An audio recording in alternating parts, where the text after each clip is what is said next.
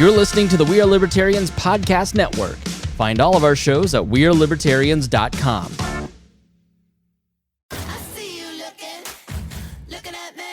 Can I have your attention, please? Yes, hi, Wanda Sykes here.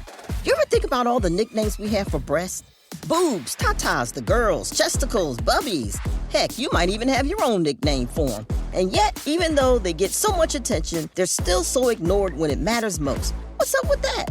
Well, on February 9th, tune in to see why I'm talking so much about breasts and visit yourattentionplease.com to learn more. You found your person. Now let the Knot help you with everything else. The Knot connects you to the wedding inspo, vendors, venues, and planning tools you need to make your day totally you. Having helped plan 25 million weddings, we've got your back when it comes to every little detail like RSVPs, budgets, and more. Because your wedding comes to life with the connections that matter the most. Get started at theknot.com/audio. The Knot. Let's plan your wedding together. Libertarians 2020 Presidential Candidate Debate Series. I'm Hody Johns. I'm your host, and I am joined by Arvin Vohra, Benjamin Letter, Christopher Marks, Daniel Behrman, Investigation is theft, and Kim Ruff. This is part of a series of 10 debates where every candidate for president is formally invited to participate and provide their ideas on a variety of issues, including the Republicans and Democrats. They've just elected to not participate in a debate hosted by Real Libertarians. Surprise that. This one will be discussing social issues, and your candidates, just like last time, you're going to have 2 minutes to answer the questions. I'm going to call on you in a random order. You'll have 2 minutes. At the end of your allotted time, I'll just simply say time and wrap up your thought quickly. If you're done early, just say yield and we'll move on to the next question or the next candidate. While I am a libertarian, I have designed these questions to be challenging and have modeled both the questions and the format after the major presidential debates, not the friendly formats that you might be used to. My audience is tasked with evaluating the quality of your responses. Me personally, I will be judging you based on how prepared you are for the challenges that I propose, how well you understand the question that I set before you, and how well you manage your time, as well as how compelling your answers are to make all Americans and not just libertarians want to vote for you. At the end, you'll be given 3 minutes to issue a closing statement, with which you can summarize your feelings about social policies, challenge an opponent's response to a question, and or address an issue that you didn't feel got brought up in the debate. As we've decided to incorporate, there will be a little bit of open forum after the questions and before we get to your closing statements. So candidates, here we go. I have only one question about abortion during this debate, but it's going to be a big one. Until last year, many voters thought that it was a good middle ground position on abortion to let the states decide for themselves. However, after a wave of new legislation, it has become apparent that the state solutions are at times even more horrifying than the federal solutions. In Alabama, pro-choice activists watched in horror as a 14-year-old girl was forced to not only carry a fetus to term, but also subsequently co-parent a child with her 26-year-old rapist. In New York, pro-life advocates were shocked to see late-term abortions carried out, complete with rampant documented circumstances of fetuses gasping for air, crying out, and clutching their little hands as doctors were required to snuff these lives out. With the two wildly polar opposites becoming law in different states, it seems more apparent than ever that a Supreme Court ruling is just imminent. As president, you will not be able to change these laws, but your rhetoric and the stands of your justices that you appoint will shape this issue more than any other person in the United States. Tell us what you will express to the public about abortion and what you will be looking for in the Supreme Court justices that you will appoint. And we will start with Christopher Marks. I've actually had a lot of thought into this conversation. As a family rights activist, this is something that's a very hot topic conversation for us. And I see both in these debates, we've unilaterally come to the conclusion that cookie cutter government box decision doesn't work for all. I don't think that the government should be involved in these kinds of decisions on whether or not abortion can be had or cannot be had. Rather, instead, I think that this is something that we need as a society to come to create a cultural change, as Arvin Vohra typically used to saying. If we came to the understanding that it is a woman's body and it is a woman's choice on what she does with her body, but on the other side, the man has the choice on whether or not to be with a woman that would or would not actually have an abortion with his child.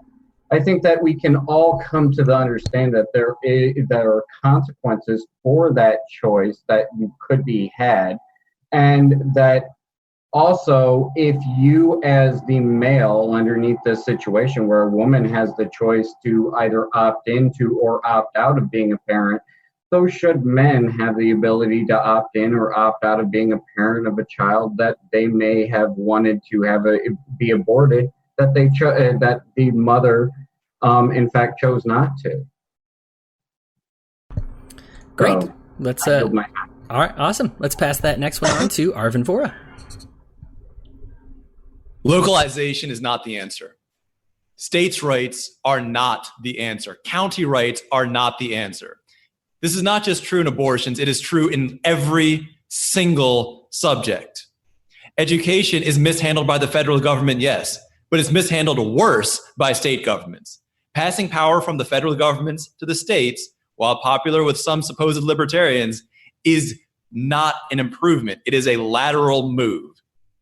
The only way to make this a real improvement is to make this purely an individual choice. Today, our instincts, our impulses have been so deformed by the welfare state that parents are not even interested in providing for their own kids. It's not an unusual thing for there to be dads who refuse to pay for their own kids. To me, as a men's rights activist, that is unnatural. It is unnatural to not want to provide for your own kids. The entire human race, the entire animal kingdom knows that you provide for your own kids. That parents are supposed to give their own kids every advantage they can. And that's been deformed by the existence of the welfare state. Abortions today, the situation we have is a tragedy. There are way too many abortions. My view on abortion in particular, should it be handled by the states? No, it shouldn't be handled by the states or the federal government. It should be left to each person's individual conscience. Because the simple fact is that when a person knows that it is their conscience that needs to make a decision, they take it as a moral decision. Whereas when they're fighting against an absurd state law, their own conscience goes out the window and is replaced by a kind of brute utilitarian pragmatism. So no, I don't support states' rights. I don't support federal rights. I support only individual rights when it comes to abortions. And I believe that each individual should make that as a moral choice. My view, abortion is wrong. I don't support it as an individual choice, but I want other people to individually come to that choice, not to be forced by the state, the federal, state, or local government. Great. 2 minutes on the button. Let's pull that over to Benjamin Letter. We've been arguing about abortion for well longer than I've been alive. You say we need another Supreme Court ruling. This isn't even the first time. Abortions is kind of like any other prohibition item.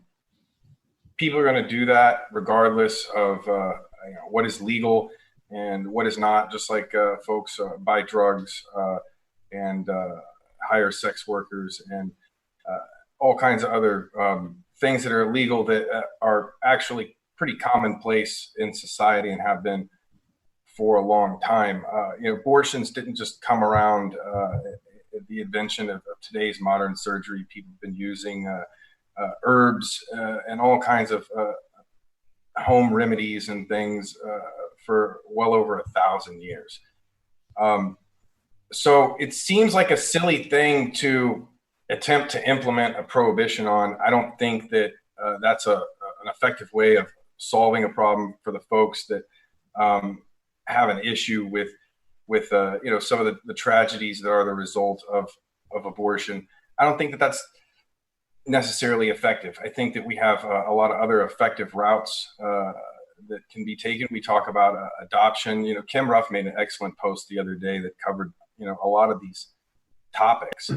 Welcome, Facebook. I just don't think John's here. We're probably going Libertarians to say the same thing Podcast. everyone here is going to say is that I don't think the government should be involved in this. This is a medical issue. If we have medical privacy, then the government shouldn't be intruding upon that medical privacy.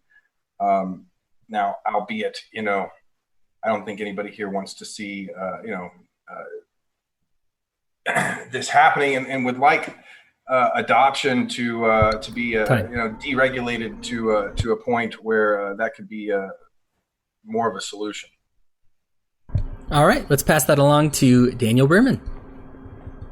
Dan, taxation is theft, Behrman, and this is another instance of where my middle name is actually very important here. So. Of course, I'm going to say taxation is theft. What does taxation have to do with this conversation at all? This conversation is not about pro-life, pro-choice. That's what they give us, and those are the two sides that they tell us, but really we're just fighting against each other, knocking our heads against the wall. That's not what this conversation is about. This conversation is about control. Ask the pro-life people, are you really pro-life when they support bombing innocent children on the other side of the world? Ask the pro-choice people if they're pro-choice when it comes to other questions that might come up in anybody's life of should the government have control over what you can or can't do. It's not pro-choice or pro-control. It's limited to this one discussion. And because of that, all we're doing is we're spending all this energy fighting each other and not looking at the real problem. Why do most abortions happen? Why are they even a consequence of, why is it even a question? Why should we have these abortions? And we hear about rape and incest and all these terrible things that happen. And we say, well, that's why it should be legal. That makes up such a small percentage of these things. The huge percentage of these abortions are coming from people who don't have enough money. They're in poverty or their cost of living is too high. Why? Because of taxes. Taxes are the reason people are struggling to pay their rent. They're struggling to have a place to live. They're struggling to feed themselves. And of course, they have another child along the way. Of course, they're going to struggle to have to feed that child and provide every other expense that they need for this, putting them through school, all these other things. This all comes down to taxes. You get rid of the taxes and people are able to live more comfortably with more of the things that they need.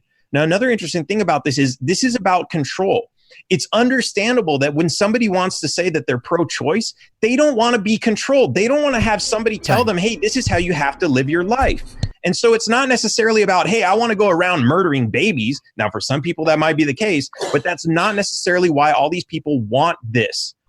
They just don't want to. It's opposition of control, and that's completely understandable to want that. So we have to look at this conversation on a completely different level, and we need to change the conversation about what it's really about, and we need to look to why most of these abortions are happening and just change it so that that's not even a question. Okay, let's have it closed with Kim Ruff. Okay, thank you for relinquishing control of the mic, Dan. You guys have done a really good job of summarizing so many different aspects of this very complex issue. So I'm just going to build on the foundation that you've already laid with a couple other aspects. And we're going to talk about it from the perspective of the ideological principles that undergird libertarianism and how this issue is difficult to solve running it through the non-aggression principle and why we default to what we do.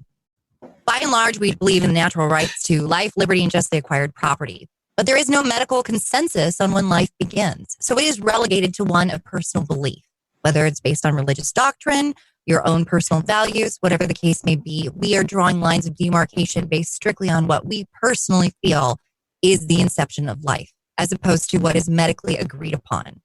So we're saying then at that point, is it life indeed, based on our personal beliefs, or is it property? Does it belong to the woman who's holding this fetus in their womb? Is it property? And are we violating those property rights? Or is this life that we're violating and we have to defend it? That is the challenge that we have to face, that we deal with. And since we can't resolve this ideologically based on our own principles, then we default to effectively what we always do, which is self-ownership and personal responsibility. Those are two major linchpins of being a libertarian. We believe in self-ownership. That's why we're vehemently opposed to having a collection of people or elected representatives wearing funny hats dictating to us how we must live based on their personal morality. So we say that you own yourself. Government has no right to tell you what to do with yourself. And you have personal responsibility because you have self-ownership. to draw that line of distinction and to adhere to your personal beliefs and to do the right thing. If we eliminated government in this particular issue, we stopped trying to resolve it by compelling and coercing other people to behave in a manner that was more consistent with what we personally believe, I think that people would be more inclined to not only have greater freedom of economy, but they would also have more inclination to make better choices with the aid of those in their community and family.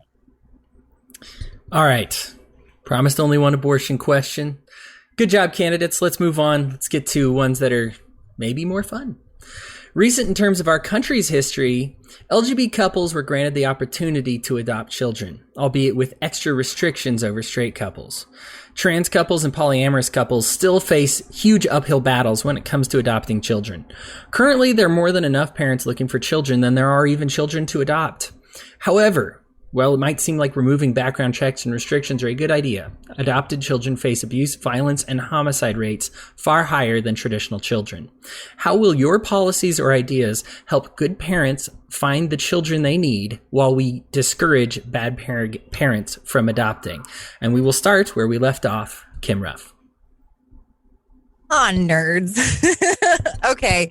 As far as adoption goes, I don't think that there are any bureaucrats who are going to be able to ascertain the ideal formula for determining what makes a loving and stable home. I don't think that we can honestly say that an LGBTQ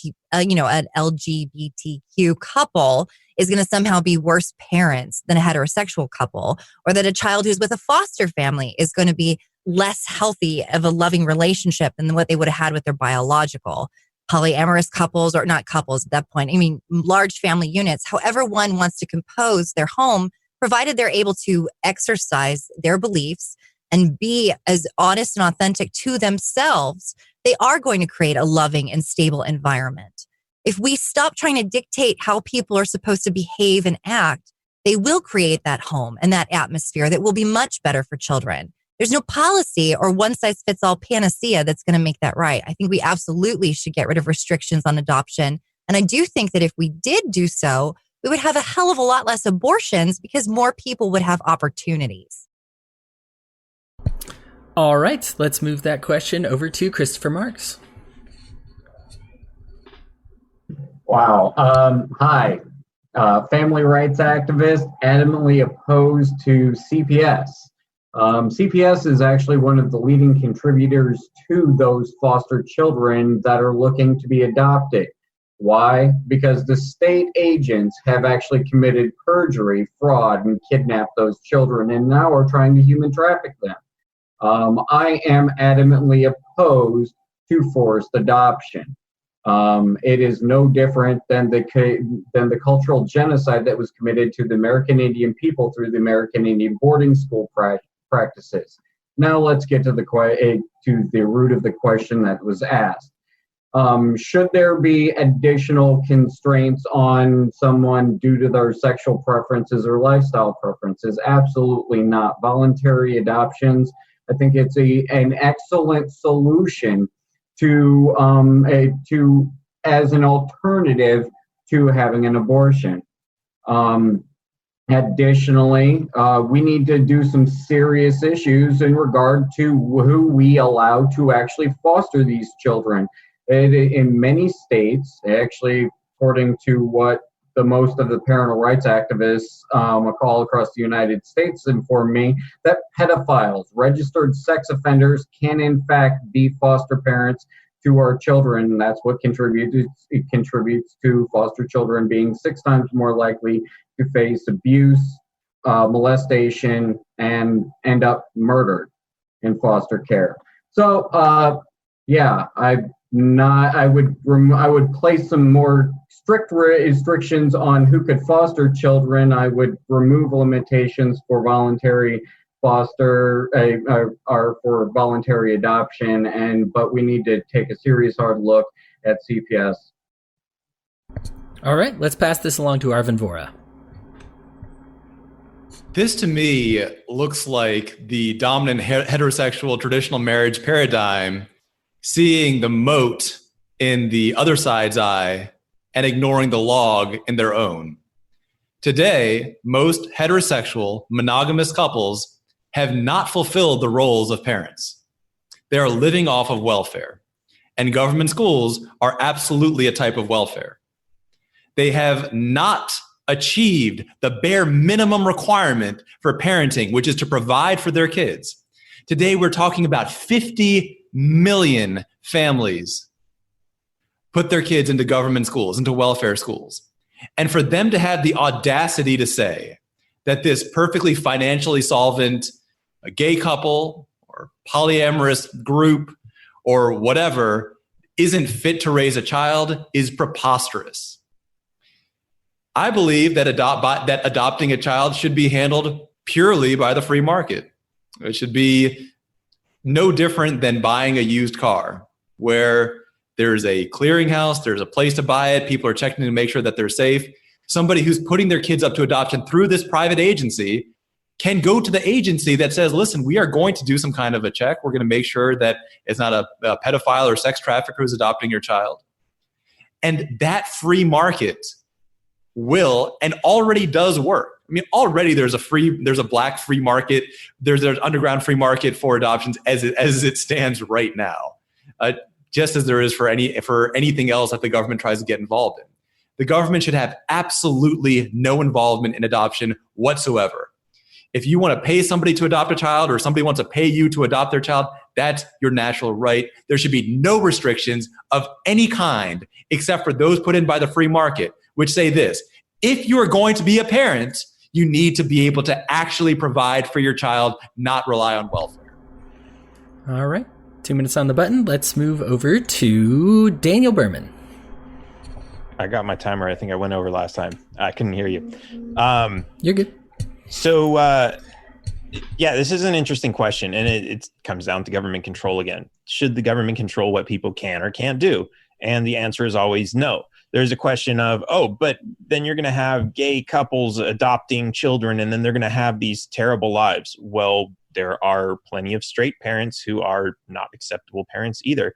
As a matter of fact, there are plenty of parents who give birth to genetic offspring who are their own, who don't go through any kind of adoption process, and they're terrible parents. What are we going to do about that? Should we have some government agency running around inspecting all of the parents? Should we have governments give interviews to all of the parents before they even give birth to these children to make sure that they don't grow up in bad homes? Of course not. This is absolutely insane. If somebody wants to raise a child, it should be if anything, if you're going to give your child to somebody else, you should make sure that they're good people. And that's really the end of it.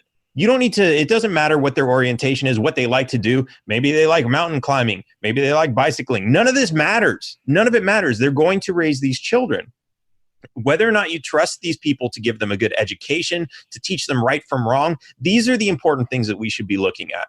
And when I say you're going to be giving your children to these people, consider that. I mean, think about it. Like if you're against gay parents adopting children, don't give your children up for adoption, and then you don't have to worry about it for your children. There are plenty of worse circumstances that we should be focusing on in this world today than whether or not somebody's going to adopt and teach something that's so irrelevant in the big picture. All right, great. Let's close with Benjamin Letter.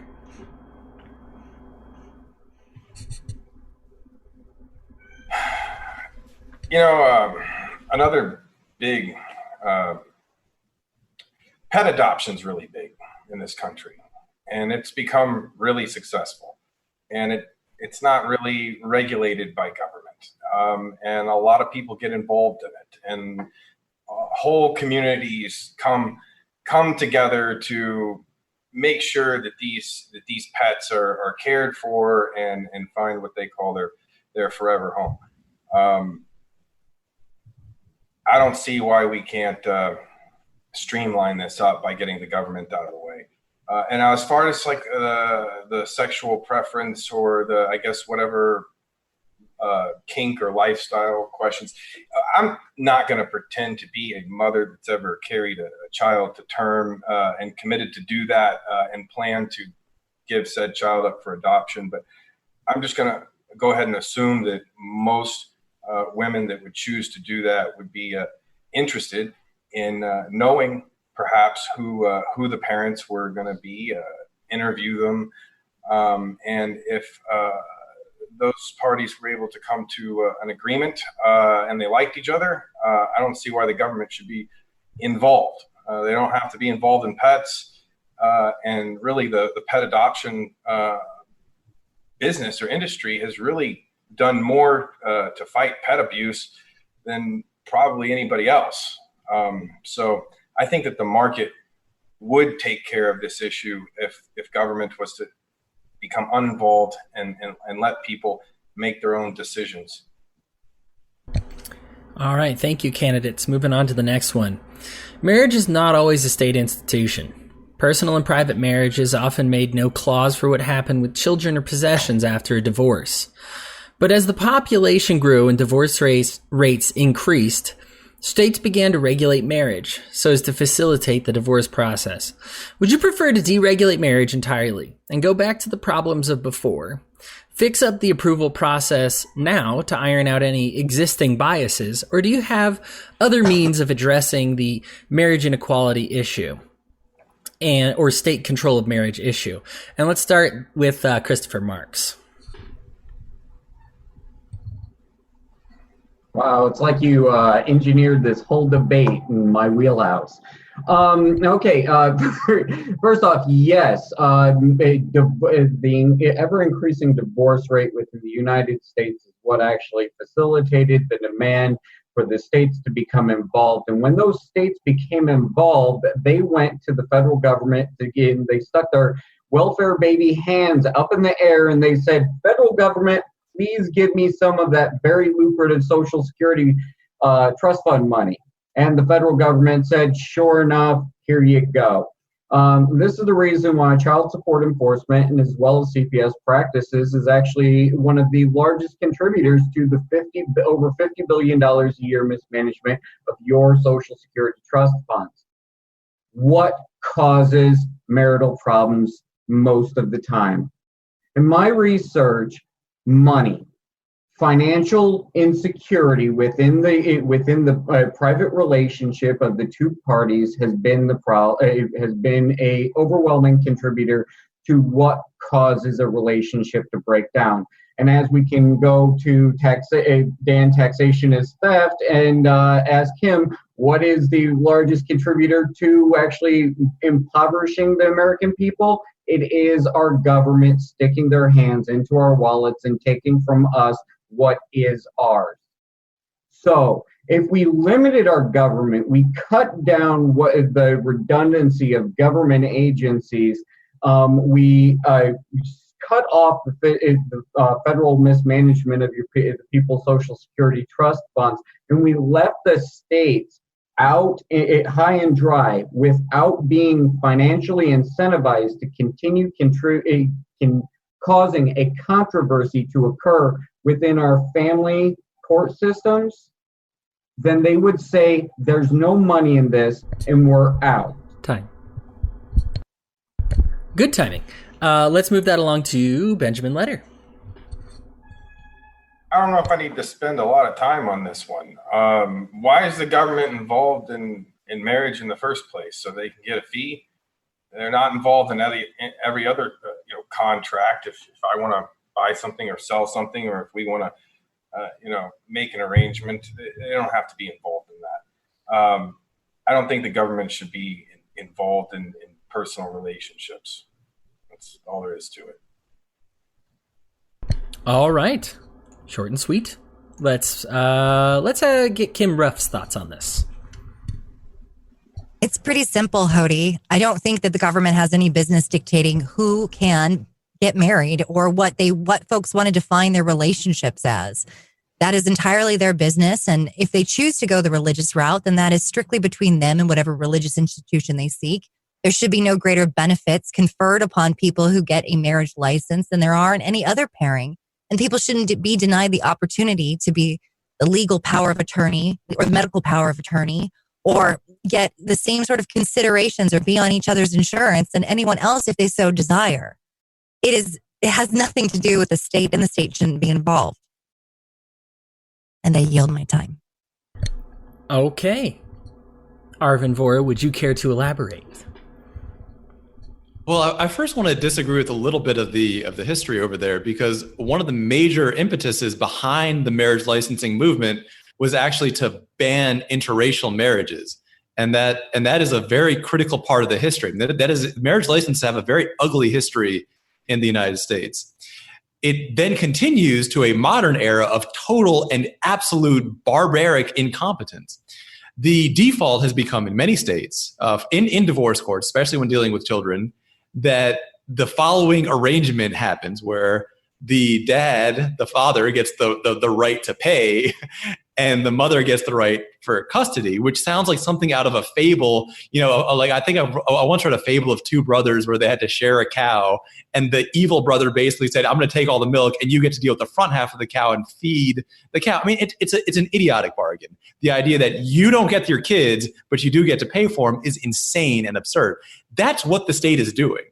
I can't imagine anything being more poorly handled than that, nor can I imagine anything with an uglier history than state-involved marriage license.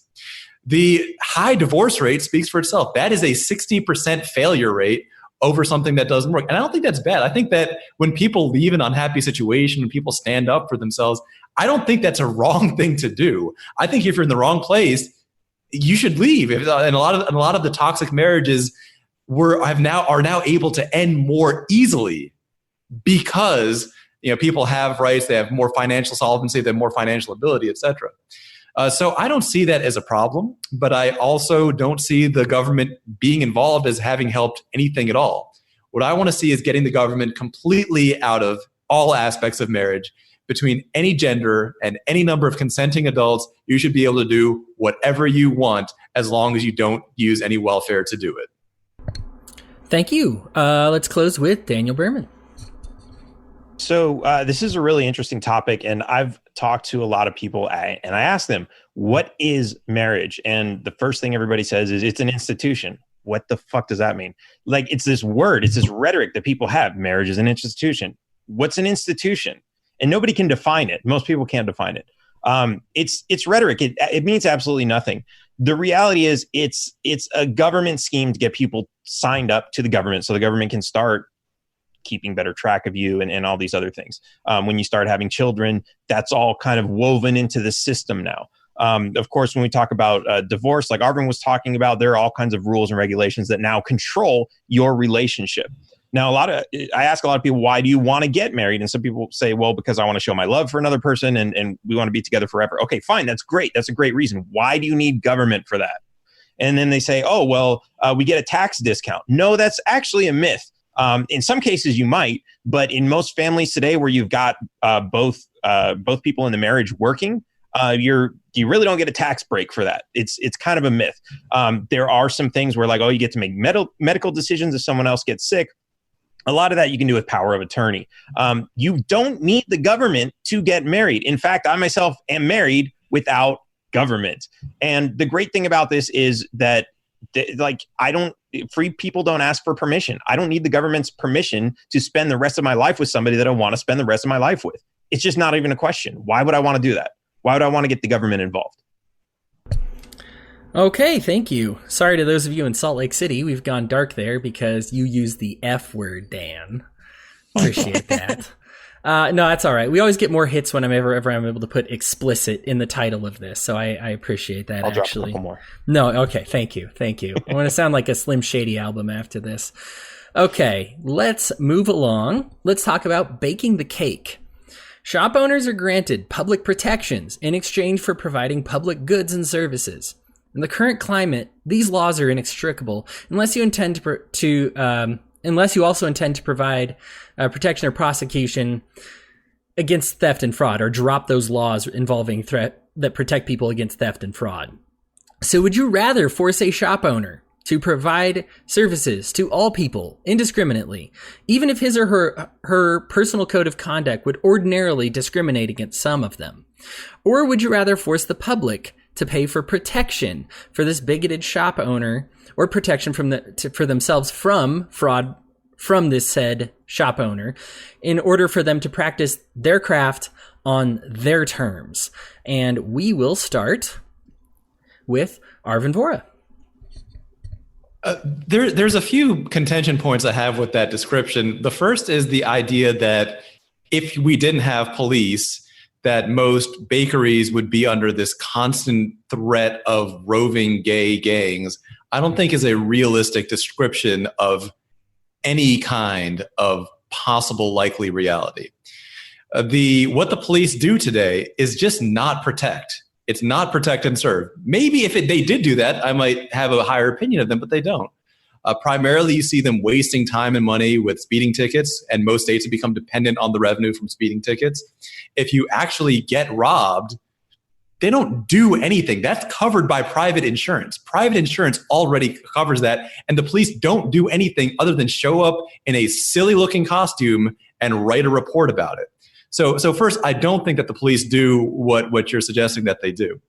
In terms of the rights of the baker, and this is something that I've spoken on a few times from both angles. One, if you want to turn down service to anybody for any reason, that's your right.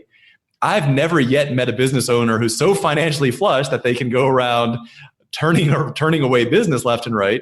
As a business owner myself, I can't imagine a situation where I would say, no, I don't like your sexuality, so I'm not taking your money. I mean, that is ridiculous. So if you want to turn down money, by all means, but understand that other people are going to take that money from you. And in a Vohra administration, if you then come looking for welfare because your business predictably failed because you kept turning away customers, you're not going to get any welfare. So as long as there's no welfare of any kind, if you want to discriminate based on race or whatever, go ahead.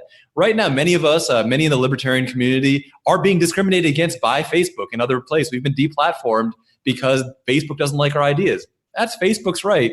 But it also puts Facebook at a threat. And I do believe that just as in the case with the baker, it's just making it easier for their competition to eventually, and I hopefully soon, replace them. Awesome. Let's get the thoughts from Daniel Behrman. So the presumption on the argument that somebody should be forced to do something for you is the presumption that you have a right to their labor. So, we talk about desegregation and these types of things. And we have to realize, like, when we were talking about desegregation in the South a long time ago, those were actually government rules that were put in place that we were getting rid of. When we talk about if somebody wants to discriminate in their business, let them. Because the reality is, think about it. If somebody hates you because of your race or your religion or your skin color, your gender, if they hate you, do you really want to give them your money? That seems like an idiotic thing to do to me. I don't think anybody should want to do this. And I think when we see people do these things, they're kind of like lawsuit surfing. They're looking for like, hey, who can I sue to make some money? Oh, this shop, they don't want to cater to me. I'm going to go ask them. And when they refuse me, then I'm going to sue them and I'm going to get some money. I'm going to get some attention. That's really what this is. Because the reality is you do not have a right to this person's labor. You don't have the right to force this person to open a cake shop in the first place to make you a cake. If they're overbooked, if they want to turn away business just because they don't like you, maybe because you said something about them on Twitter, maybe because of whatever, maybe it's because of the color of your skin. Fine, let them be. Sorry, let them be a-holes. I almost dropped a little A-bomb there. And let them be. And then go and talk crap about them on Twitter and do that and let their business fail because of that. But you don't need to force them, and you don't need to send police to their organization, to their place of business and force them with a court order to do your bidding and force and act like their labor is your property and you have a right to it, because you don't. Daniel Behrman, the candidate that almost dropped the A-bomb. I like that. Let's get some thoughts from Christopher Marks on this. Okay, I think that the biggest thing that I have a problem with here is the fact that there's a difference between an individual's right to contract and free an individual enterprise, as well as versus those who are acting in a corporate capacity that have those corporate liability limitations, wherein this is what we see within pharmaceutical companies. When pharmaceutical companies manufacture a drug that ends up killing people, an individual or maybe a swath of individuals, and they are not criminally prosecuted and held accountable for their crimes of murder. So I, as a constitutionalist, I go back to constitutional strict scrutiny.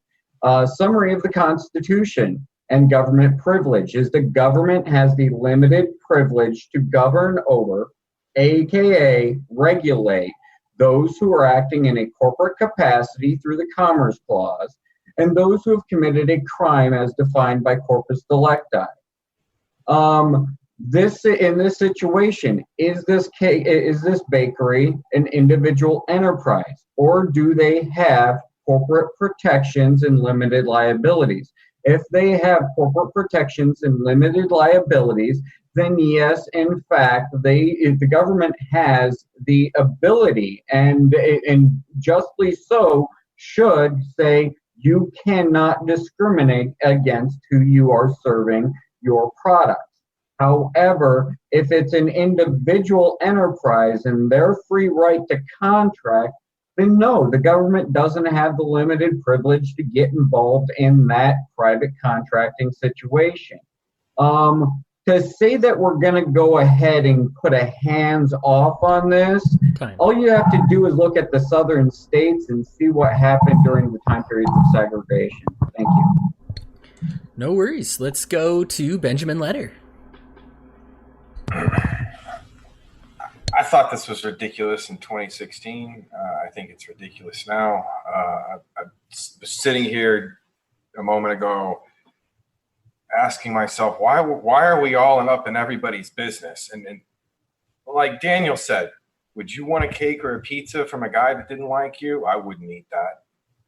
And it just, here's the thing. We're supposed to be a free country, right?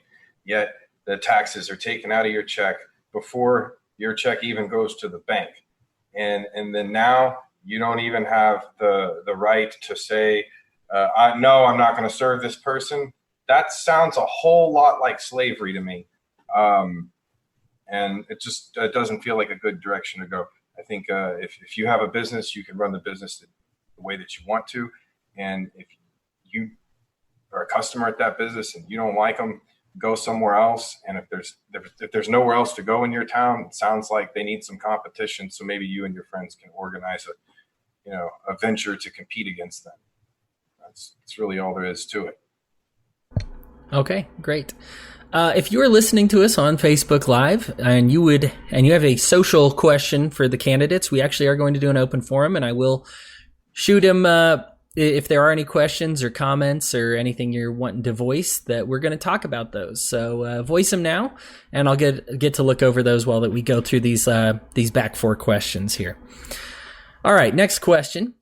Oh, I skipped Kim Ruff entirely. Kim, bring us home on that. Bake the typical. cake. Are you part of the bipartisan coalition that does the debates, buddy? I am. Blatant act of sexism. I am. Oh, God, no. Okay. Well, the funny thing about this particular segment of our debate is that there is probably not a darn thing any of us sitting here today are going to have wildly divergent viewpoints on. We're absolutely of the mind that this is the reality about a truly free society, that you don't truly owe anyone anything unless you want to actively give it with your consent. If you don't want to give it, that's absolutely your right. And that goes for business owners and property owners and anyone else. You are the king of your castle. It's your domain. It's your rule, your house, your rules. And if people don't like it, they have every right not to associate with you. And in the case of businesses, it's going to hurt you economically. And you have a choice to either pivot your business model or run the risk of dying as a business altogether. So we're already on the same page there. What I want to talk about, just to add a little more extra commentary, is the difference between negative rights and positive rights, because this is something that we disagree on the larger political platform with people that identify as Republicans or Democrats. As I've already covered, negative rights mean that you have the right to life, liberty, and property. And that means that society has an associated duty to not murder, not enslave, and not steal from you. Basically, society has a duty to do nothing. There's no active effort. Whereas positive rights are that you are entitled to something, that society has a duty to do something for you. And therein, that sticky concept are the question of, well, to what extent and how much? How do we ensure your compliance? Who's making the determination of what should be done? And no one is ever going to entirely agree. But the one thing we can all pretty much agree on, unless we're a sociopath, is you don't murder, you don't steal, and you don't enslave other people. So if we remember that as we make political decisions, and I'm not just talking about us as libertarians, but I'm talking about everyone who chooses to be involved in government in some way, shape, or form, if they remember that, then they won't even get into stupid debates like this. No offense to you, Hody, you're amazing. They won't even talk about these issues because these are irrelevant and foolish and political red herrings.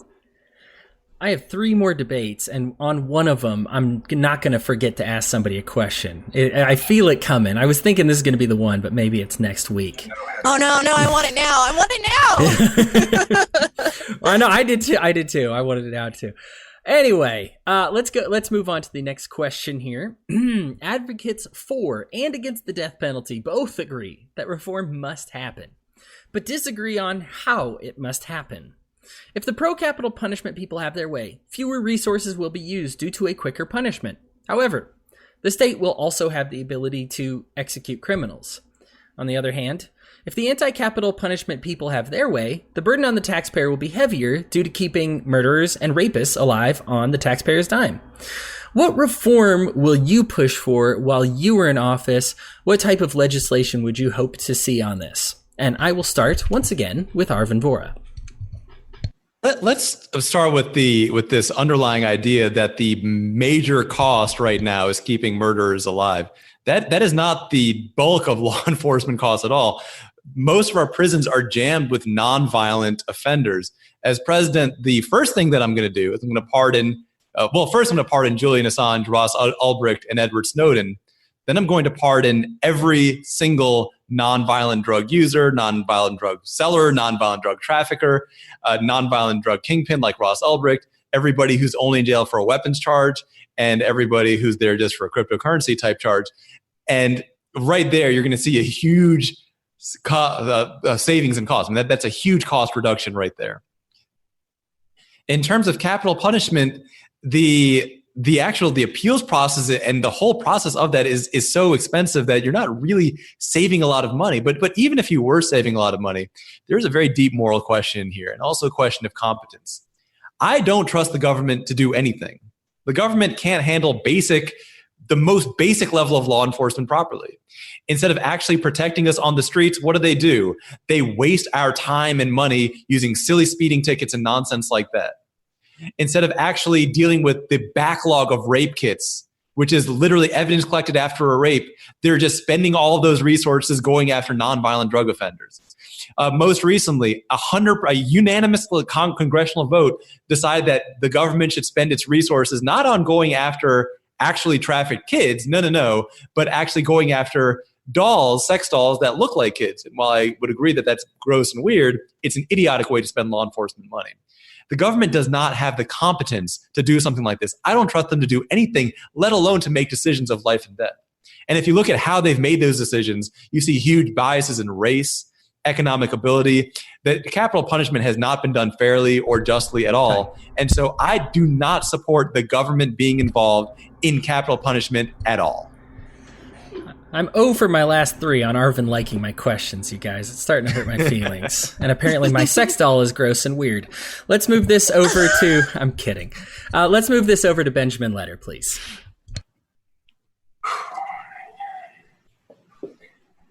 If you're going to kill somebody and you're going to claim that it's an act of justice, you better damn well sure be right. And the government's batting average is less than perfect here.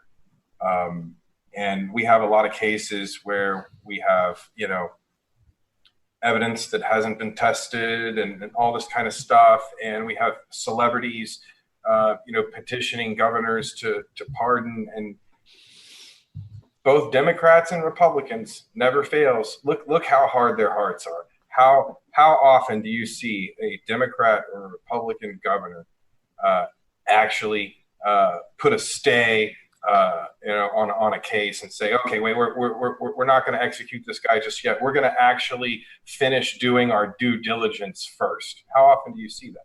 It's rare. They need to all be replaced. Thank you, Benjamin. Let's move along to Kim Ruff. Well, I am vehemently opposed to capital punishment. I don't think that the state should have any control whatsoever or any decision-making ability about who is guilty enough to be put to death. And I don't buy into the nonsense that the lion's share of our tax dollars are going to be spent on keeping people in prison for greater terms than were they to be put on death row. As it stands, the average person on death row is there for 20 to 25 years waiting to be executed. It's not like they're exactly judged guilty and then immediately put to the gallows. So that's absurd. If we really want to cut down on the cost of incarceration, maybe we need to overhaul our laws and get rid of all the reasons why we're putting people in prison in the first place. Considering the fact that the bulk of people in prison right now are there for nonviolent, victimless crimes because of the war on drugs, that would mitigate a huge burden that's being placed on the taxpayer. So I don't know. I am so against the death penalty. And it's insane. Since we overturned the death penalty, the moratorium on it in 1972, we have realized that we have put approximately 10 people of the 1,400 that have been put to death were found to be posthumously innocent, in addition to 144 people who were exonerated while sitting on death row. That is not an acceptable margin of error. Given the glut of prosecutorial misconduct in our criminal justice system and how they seek a conviction over the truth, vesting them with the ability to put someone to death is just so totally unethical and wrong. Thank you. Let's hear the thoughts from Christopher Marks. Hi. Did you know that preponderance of evidence means, in my opinion, because you have, before giving any thought to evidence, you're just going to make an allegation. Nonetheless, you're doing so underneath the penalty of felony perjury. And when you take somebody into custody through the use of force by an armed officer of the law, at least in the state of Indiana, that's called a level 2 fraudulent felony kidnapping. This happens all across the United States, and the taxpayer on a national average is paying about $34,000 a year to keep kidnapped human beings that are probably most times completely innocent. The largest racketeering scheme that is being committed within these United States is not being committed by any organized criminal enterprise. It's being organized and committed by the crime syndicate called State of you fill in the blank. And we need to put a stop to it. And this is the reason why we need to take federal oversight and reinstate it. We need our federal government to actually take a long, hard look at what our state governments are doing. Because when you leave it up to the state government to actually hold themselves accountable, they will turn a blind eye and embezzle their wages whilst committing extortion against you, the common man and woman of this nation. So no, never, absolutely not should these criminals have any say on who gets put to death. Thank you. And we'll close with Daniel Behrman. So Kim brought up some really interesting statistics about people who are wrongfully convicted. There's an organization called the Innocence Project. And of course, people always ask me, but without taxes, how will we fill in the blank? The Innocence Project is all funded privately. It's a private organization. It's not, I don't know if they take any government money, but it's mostly, they take donations. It's volunteers. And they go and they find cases of government abuse where they got someone convicted and they're not guilty and they get them released. And so many of these cases, these people have been executed. They're already dead. You can't emphasize this enough. People were captured, convicted, and murdered by the government, and they didn't even do the crime that they were accused of. And it's so easy to see how this happens when for one thing, there's poverty. Why? Because government taxation. And what happens when somebody who can't afford a good lawyer gets arrested? Well, the Constitution says you have a right to a lawyer.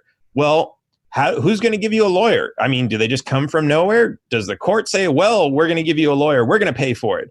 No, what happens is the prosecutor says, we want to prosecute this person. We want them to go to jail. But we have to constitutionally give them a fair trial. We have to constitutionally play by all these rules. So let's hire an attorney and give them an attorney. And usually when you get these public defenders, the first thing out of their mouth is, you should plead guilty. The public defenders take sides with the prosecutors because half the time that's who's paying them. And we have a completely corrupt system where people who are innocent are tricked into agreeing to certain things that will get them convicted and put on death row and have themselves murdered because they don't understand what's going on. They're not educated on the legal system, and the government does not give an F about them. Sorry, I'm trying to censor this for your show, Hody. Much appreciated. This is a messed up system that we have. And that is where we should be focusing our attention. If you want to talk about the death penalty, let's talk about the death penalty. But first, before we start killing people, because maybe there are some people who aren't fit to live on this earth, but before we start killing people, we need to figure out how we're getting these convictions and make sure that we're not wrongfully convicting people first. Thank you so much. The Innocence Project is a nonprofit organization, 501c3, and according to Wikipedia, they have freed more than 362 wrongfully convicted people based on DNA, freed 20 people off of death row, and they aren't just about innocence, they have actually caught 158 real-life perpetrators. Great, let's move on to the next question. Even if you intend to pass no legislation in what I'm about to talk about, your voice will have a great impact on this issue. As it stands, some school districts and professional events, transgender men are winning wrestling and weightlifting events at a high rate, while transgender women are having elevated success in areas like gymnastics. Yet the alternative to leveling this playing field is discriminating against them and placing them in a situation where they must compete with people that they don't identify with. What should the role be of the transgender athlete when it comes to sports? And we are going to start with Daniel Behrman.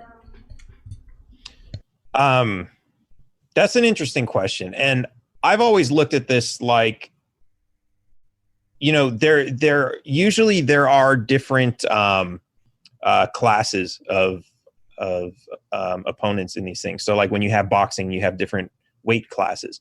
I would think that might solve most of the problem. At the same time, if these are private organizations and they want to adopt these rules, let them adopt the rules. I think it's obvious that some people have an unfair advantage, and I think that these organizations should figure out some way to compensate for that. Maybe it's based on weight or height or some variance of that. But I mean, people need to be treated as human beings. Now, at the same time, people who want to, there was a case of a girl who had her skull bashed in by a transgender woman who was competing against her. I mean, we talk about performance enhancing drugs. What kind of steroids or hormones are you taking that's changing your chemical balance? Is that something that should be taken into consideration? Was this person bigger and stronger? Were they in a completely different weight class? These are all really interesting questions.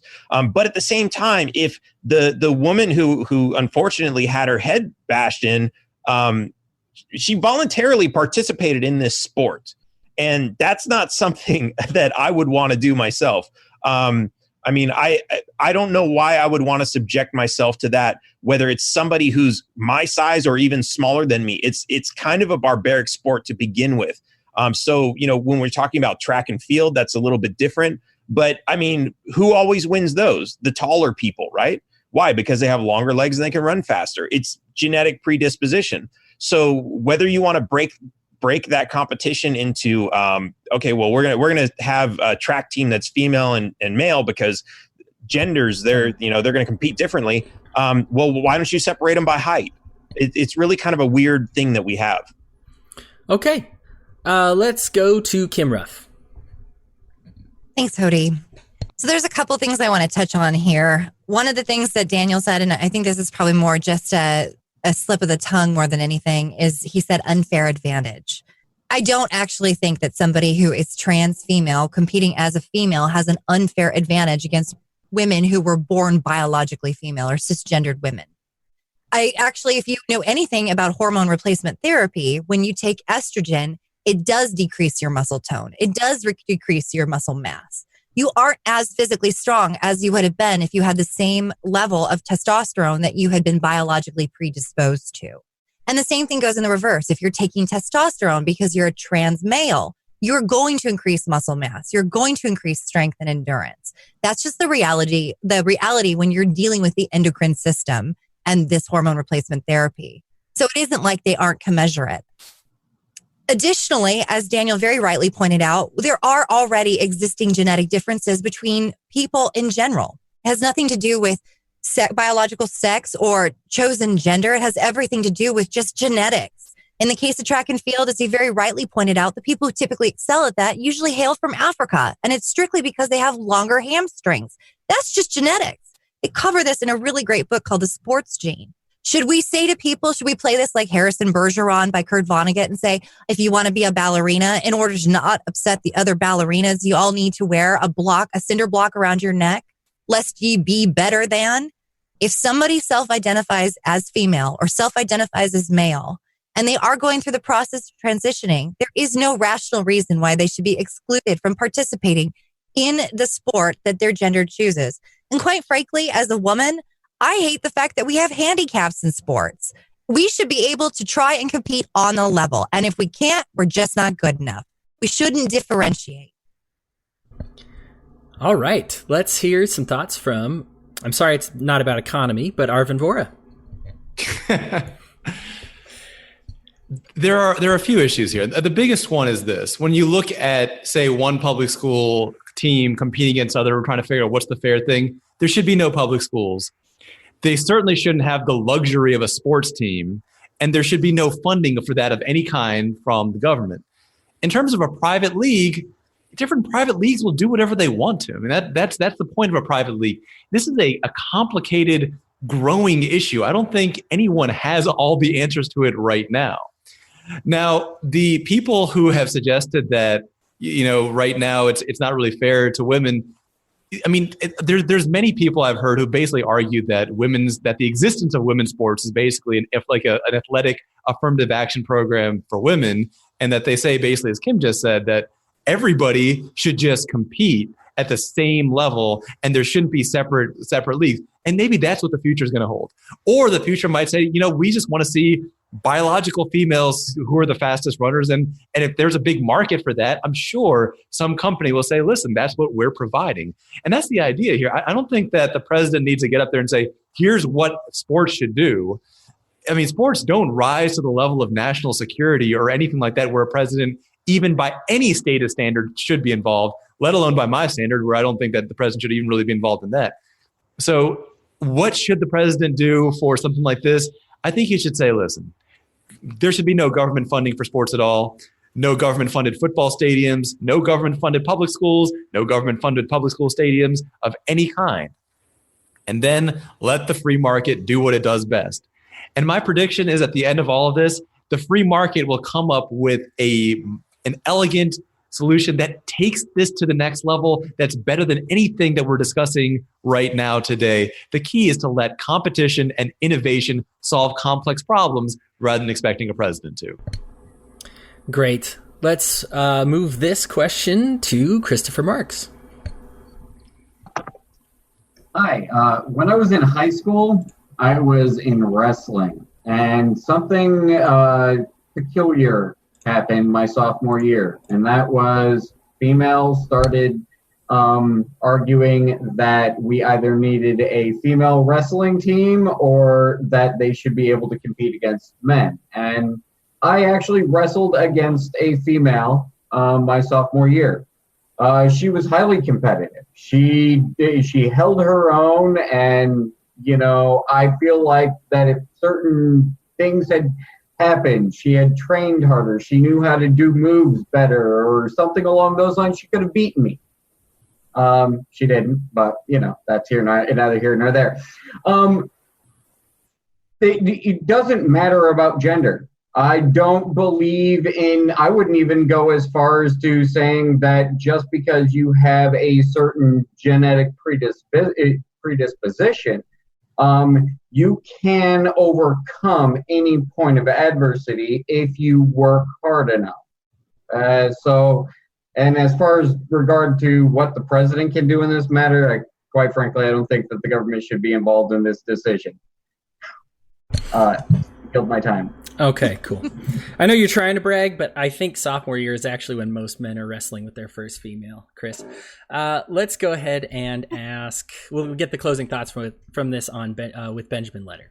I wish we were in open dialogue already, because I want to ask everybody: would we ask the cake baker to bake the victory cake for the athlete, the inconsistency here. But I think there wouldn't be any inconsistency there if we did like Arvin was saying. I was kind of hoping I'd get to go before him because I already knew he would cover it real well. And that is, we wouldn't have this problem if the government wasn't involved in sports. If we just let the free market take over sports and stop wasting all this money. And it's not happening so much on a federal level, it's happening on everybody's local level. They have these certificate of obligations and these bond deals where they build these stadiums and they saddle you with, property taxes and sales tax and ad valorem tax, all kinds of taxes. There's too many lists.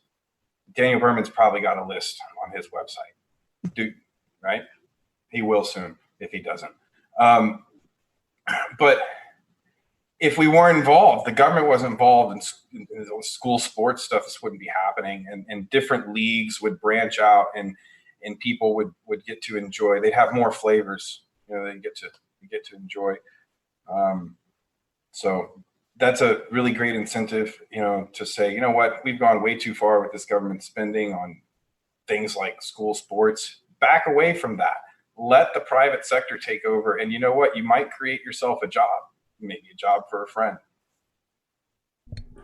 All right. Thank you all so much for that. Let's move on to the next question now.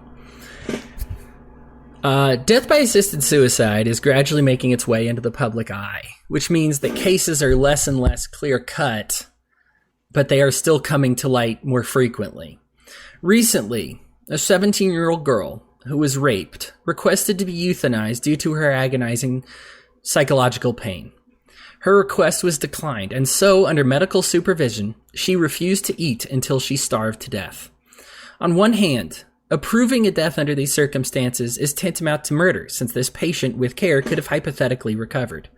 On the other hand, if we are unable to kill ourselves, what rights do we actually have over our own bodies? What control do we have?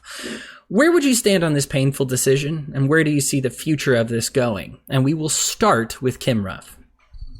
Oh, geez. Right after you make me squeeze out a couple tears over that anecdote. Okay. Well, I am very much an advocate for self-ownership. And to that end, you have every right to do with your body what you so desire, including terminating your life. And if you need to seek assistance because you don't have the capability or means to do it, in the case of someone who is terminally ill and would be unable to administer the cocktail of drugs necessary to end their life, or even if you just couldn't pull the trigger and you needed somebody to do it for you, it is your life. It belongs to you. And if you want to end it, you have every right to do it, and no one should stop you. I wish, though, as a parent, I think about my own kids, and I even have conversations like this with my husband, because that's one of the first things I ask people when I date them is if it push came to shove and I didn't want to be alive anymore, I'm not asking you to die for me. I'm asking you, would you kill me if I asked you to? Because I really think that's a higher level of devotion, because to allow yourself to be traumatized by letting somebody you love die at your own hand, recognizing rightly that their life is their life. It is traumatic and awful and terrible, but that is truly love. Still in all, that story breaks my heart, and I am so sorry for her family. I yield my time. Yeah. Let's go to Benjamin Letter. Well, yeah, it's a hard issue. Ultimately, if people are going to commit suicide, they're going to commit suicide. I mean, staggering statistics on veteran suicide right now. So I don't think that any real laws preventing suicide are really having an effect, actually preventing any suicides at all. I think that what they do is they put a stigma on it. And what they're really doing is they're putting people in situations where they might just end up kind of hurting themselves, and not doing things right, possibly hurting somebody else. People who kill themselves in garages with turning on their car exhaust and stuff. You can end up killing somebody else with that exhaust, rather than having a safe environment, which the free market and medical professionals could easily fill this space, and some have tried to. Now, on the other side here, I think it's important that we should never encourage people to commit suicide. And I think that there's something kind of wrong in our culture right now. I see a big trend of people whether jokingly or not, encouraging people to commit suicide, telling them to kill themselves or go jump off a bridge. I think it'd be great if we could really stop doing that as a people. All right. Thank you so much. Christopher Marks, let's get your thoughts on this. In the family rights movement, we have a huge problem with suicide. Family court system itself pushes a great many of people to commit suicide. When you've been financially forced into poverty, when your child is being used as a weapon to emotionally harm you, and after prolonged years upon years of being exposed to this extreme emotional stress, it starts to take its tolls on your physical body. This is an example of a crime the state is committing against people all across the United States right now. Now, as somebody who is a survivor myself, I don't agree that this is something that the government should be involved in making rules for or against. But what I do say is that you can overcome anything that is hurt you. That when you have a trauma that you are surviving through, you can in fact overcome it. You can grow and use that adversity and use it to become a strength.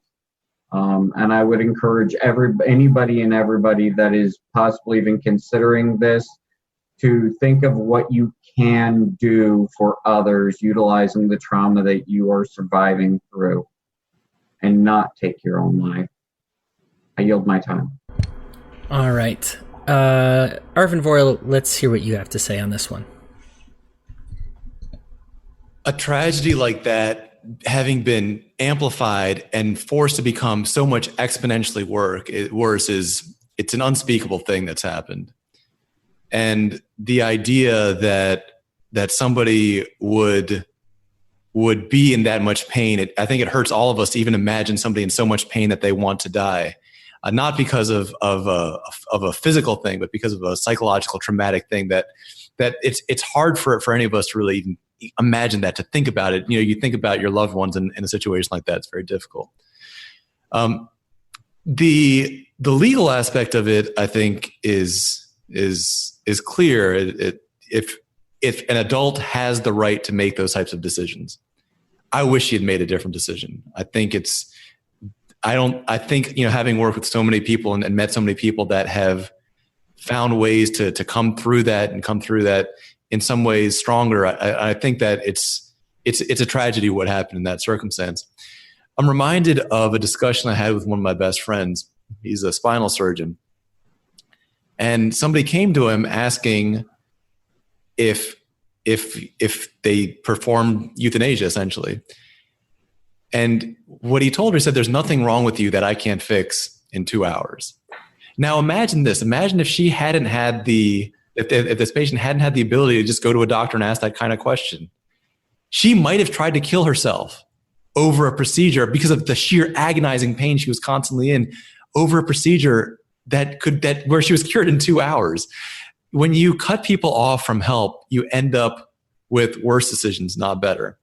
When people are at the end of life or just dealing with a disease that's so terrible that they can't even control their own body, then yes, they have the right to ask somebody to help them. And of course, somebody has the right to say, no, I don't want to help you. There are two sides of this. There's the doctor's conscience and the person's conscience. I don't think that the state's conscience, though, has any place in this discussion at all. Thank you, Arvin. And let's get the closing words on this from Daniel Behrman. So one of the most important things to realize about this is that we are not government property. To have any kind of law that says you can or cannot kill yourself or have somebody else help you do it is to say that you are someone else's property and someone else has a higher claim of right to your own body and your own life than you do yourself. We've seen, this happens all the time. If you live out in the country, or you've probably seen it on a movie. If you don't, there's a sick animal that's been injured and there's nothing you can do. There's no vet close by. You don't have any way to transport it. Maybe it's a big animal like a deer. You put it out of its misery. You kill it. And when we think about this with humans, of course, it's a lot more emotional because this is another human being and it's a little bit more of a sensitive issue than that. But the reason that we do this is because it's worse to make them suffer. I had to see this happen with my mom. She had this disease that towards the end, she had it for a really long time, but towards the end, she was in the hospital and she was screaming so loud that you could hear her practically on the other end of the hospital. And this was when they were giving her so much morphine that they didn't understand how she could even feel the pain. And it was like the skin on her entire body was on fire. She was screaming so much. They finally got her to a point where she could sleep. And they used the euphemism, we're just going to make her as comfortable as she can be. And all they were doing was they were giving her heroin, morphine. They basically killed her. They euthanized her. And this is kind of a standard practice that's already done now. But to say that that's wrong, and this is, there's experts in this disease and they haven't been able to solve that problem. To say that that's wrong and you should not do that and you should force her to be alive is to say that you think that it is better for her to suffer through all of that pain for however many days or weeks or months without end and feel that. You want to torture this person because you're not comfortable with them ending their own life. And that is wrong. You have no right to their life. All right. Thank you so much, candidates, for your thoughts on that. Let's get into something a lot more fun. Let's talk about religion for a second here, just because that's so much less controversial, right? Would you help lead the change to forbid any references to gods of any religious persuasion on our currency, government buildings, and or public areas? Simple question. Let's start where we left off. Daniel Behrman.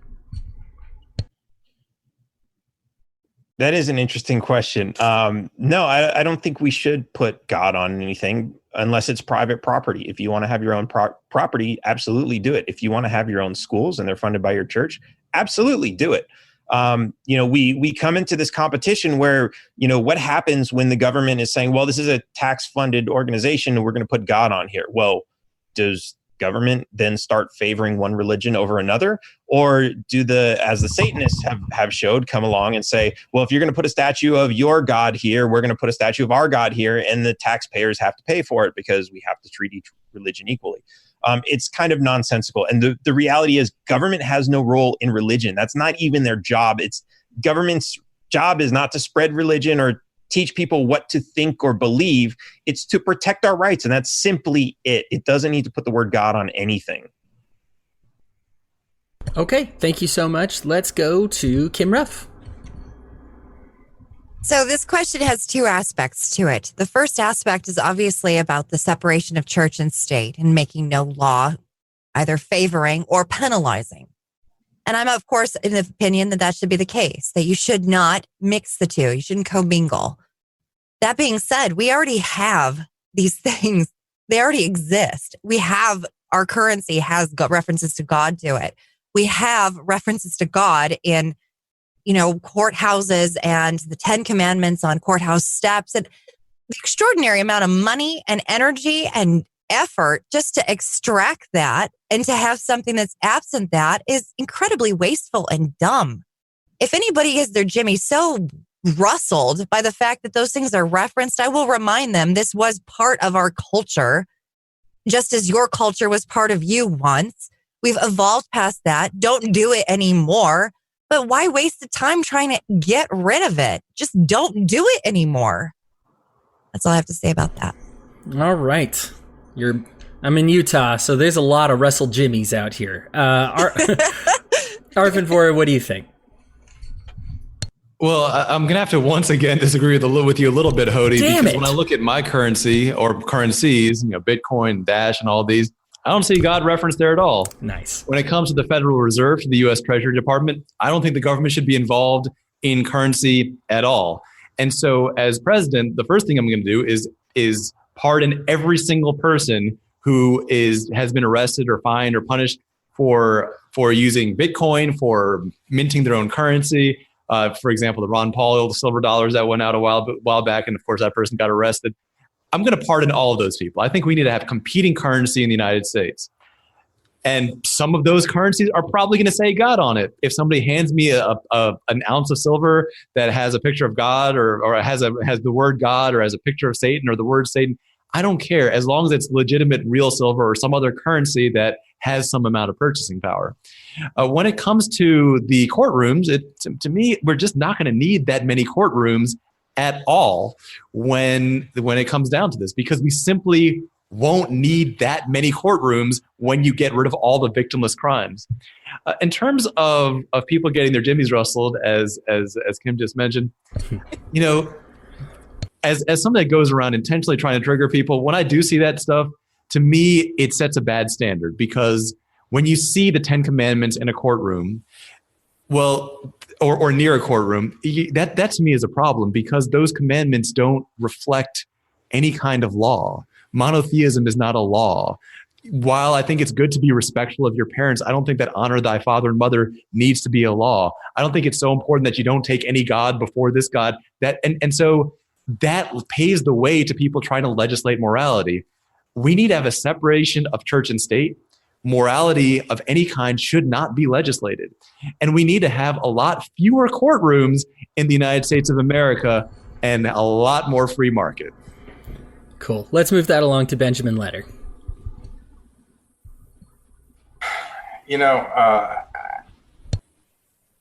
At the founding, I thought, we were all told that there was supposed to be a separation of church and state, but I don't think they got that necessarily right from the founding, because we have all of these things, as Kim said, and they're there, and it's expensive and it's a huge undertaking to get rid of them, and I don't think we should make some big ceremony about it or effort at all. The reality is, like Arvin said, new currencies are forming that don't have any of that. And we probably don't need as many courtrooms and all these government buildings as it is. And a lot of them should be sold off, and we should close down and efficientize. Think of how many municipal why do you need a municipal courtroom? You could run a municipal courtroom off a Zoom meeting like we're having right now. And it would save a lot of people a lot of time if you really wanted to do that. So I don't know. We do things in this country sometimes in some ways like it is still the 1800s, and we need to modernize the things that we do. And this needs to happen throughout government. And I think if we did that we would need less infrastructure and all that in the first place. Like has already been said, I think libertarians are pretty much in agreement on this issue. I don't ever hear a lot of argument in the party about this. Yeah, if I didn't know any better, I'd feel like you guys all wanted to end the Fed or something. Let's get our closing thoughts on this question from Christopher Marks. Yeah, the separation of church and state was pretty clear. Don't know why it wasn't actually understood. Probably some of the most basic reading of the English written language that I can imagine anybody doing.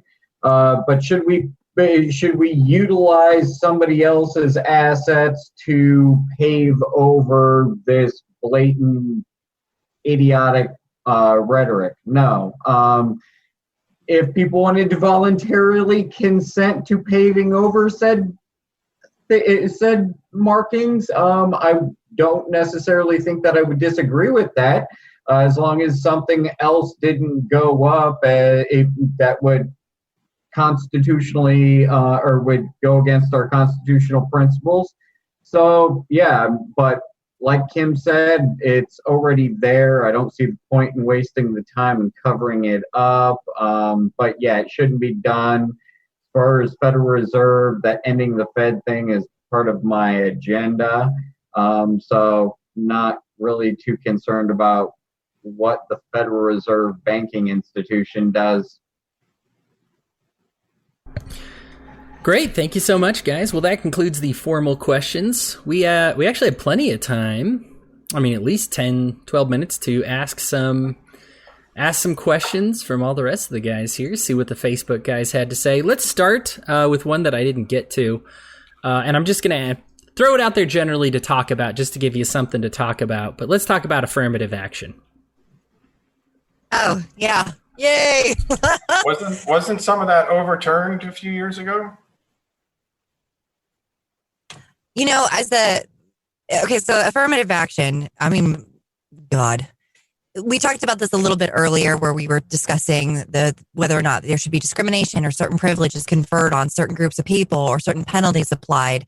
And as affirmative action is, to me, as a woman, so incredibly cruel, because it's basically saying that you can't do it on your own merit, that you don't have the innate skills or abilities to accomplish this on your own, so you need a hand up and a handout. I find it so very offensive. And it's very diminishing, too, because then whatever success you achieve, did you truly achieve that success, or did you only get that job because of Title IX or some other nonsense? Mm-hmm. There is something so wickedly wrong about how the Democrats use legislation, and they say they're doing it in order to care for people because they're the party of the people. But what they're effectively doing is telling people through this constant messaging and these government policies that they'll never be good enough. I am so opposed to affirmative action. I would love to see nothing more than an even playing field where people start at effectively the same level and then they can achieve great success because they applied themselves, because they had that knowledge, skills, and abilities, not because they happen to possess certain body parts or happen to have certain skin color or hailed from a different ethnic background. That's just an absurd reason to give somebody some other benefit. I think the best way to handle that is to see the great success at racial integration in sports. No one ever says, oh, that person is on the NBA or NFL or wherever because of their race. Whereas even in states, for example, there are states where it's illegal to do any college discrimination based on race. But when somebody who's a minority gets into that college, people are always whispering, yeah, they just got in because of their race, even if it is legally impossible. That's the culture it's created. And so the people who have legitimate gains are just basically, it's negated. You know, if you look at the actual history, I mean, the first open heart surgery in the world actually was done by an African-American man. And that type of racial trailblazing could be happening in every single area, or gender-based trailblazing could be happening in every single area if you just let it happen. We need to have a Jackie Robinson of all these different areas. And the tragedy is we have already had Jackie Robinsons of every single area, computers, medicine, whatever. And the Democrats, I mean, fairly, this is mostly a Democrat thing, have masked that and essentially forced people to keep on believing that they need to be dependent. Affirmative action, it hurts everybody, but it most tragically hurts the people who it's supposed to help because it prevents them from ever living with dignity, self-respect, pride, and really gaining what they should be gaining as free and independent citizens. I think as a minority here. absolutely true that the Democratic Party seems to really rely upon this narrative of the collective of victims, and they tell people that they're a victim, and they train people to be a victim, and it's really horrible. They're really kind of perpetrating a cultural crime upon this country, and somebody hit the Republicans too, but I've just seen that for a while, and I think it's gross.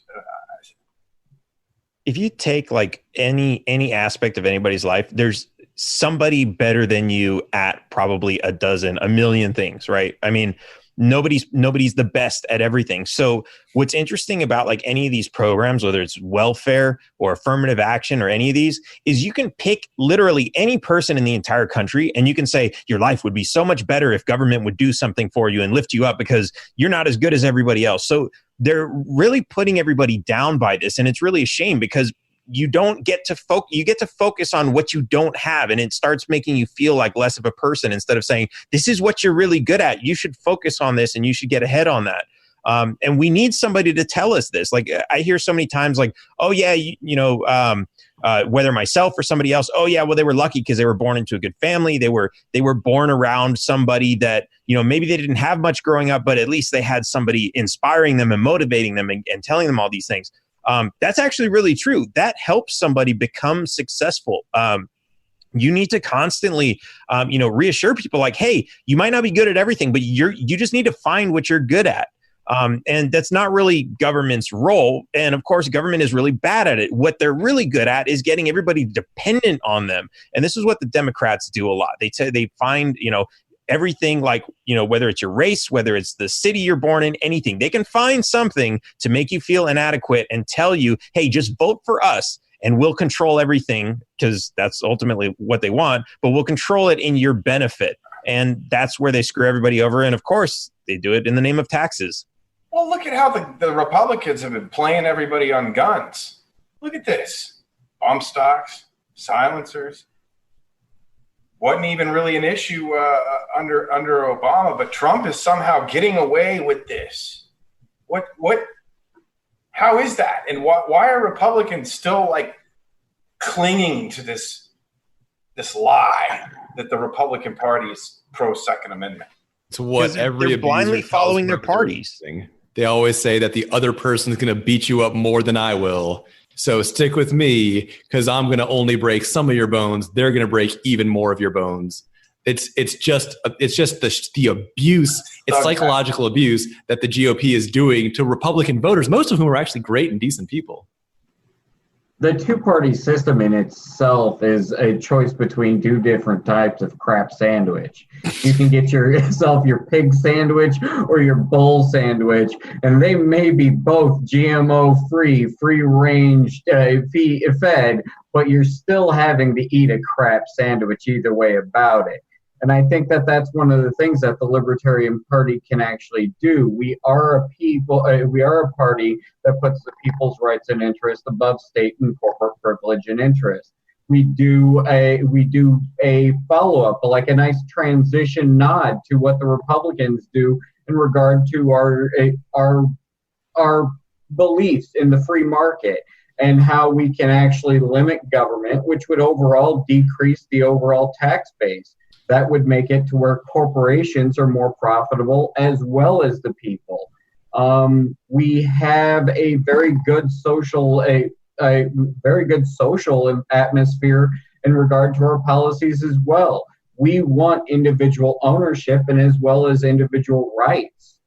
I don't see why it is that the people have this constant need to fall back into. Like, I watched Kim Ruff's, the 10-minute video of Kim Ruff on Judge Napoleon or whatever. Come on, dude, you don't know the judge? Yeah. I kind of have this mental block that when it comes down to all judges, they're all either Gandalf, Harry Potter, or Hermione. It's all just a very bad magician's cosplay. I want to hear more from Kim Ruff about that interview. You think you got a fair shake? You think he did you right? Yeah, no, I thought he was very even-handed, and I thought the questions were very fair. I don't have any objection to anything that he asked. I think what was a little unnerving about it is just that, like I was telling you guys, the setup where you are in an isolated studio and you're effectively looking at a mark on the wall and you're listening to an earpiece and you're trying to talk to somebody as though you're sitting next to him. So you miss all of the nonverbal cues that naturally feed into a conversation, but you're still trying to make it look for a live audience like it's nonverbal. It was very weird. So that was a little bit interesting. And then the other thing is just dealing with that very compressed timeline, because he has an intro and he let me know ahead of time, this is what I'm going to do this opening segment, this ad. And then I have a little bit of a monologue I'm going to give, and then we'll go into the interview. But the interview itself, it wasn't more than maybe 6 or 7 minutes. And he asked me, I don't know, maybe 10 questions that I had to answer in 6 or 7 minutes.